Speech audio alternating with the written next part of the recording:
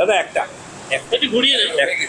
বলছি, প্রতিটি বিধানসভায় 25 থেকে 30,000 ভিন রাজ্যের লোকের অনলাইনের আধার কার্ড এবং ভোটার কার্ড বানিয়ে এই রাজ্যে ঢোকানো হচ্ছে। প্রত্যেক বিধানসভায় লোক ঢুকিয়ে রেখেছে ভোট বাড়ানোর জন্য।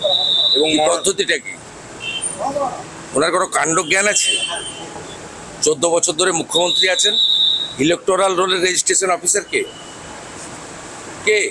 District magistrate. ওনার কোনো কাণ্ড জ্ঞান আছে? 16 লক্ষ ডুপ্লিকেট ভোট আমরা বের করে দিয়েছি, ডিলিট করাবো বিধানসভা ভোটের আগে। 26-এ আপনাদের মূল জিনিস কি? অন্নপূর্ণা বিকালে বলবো।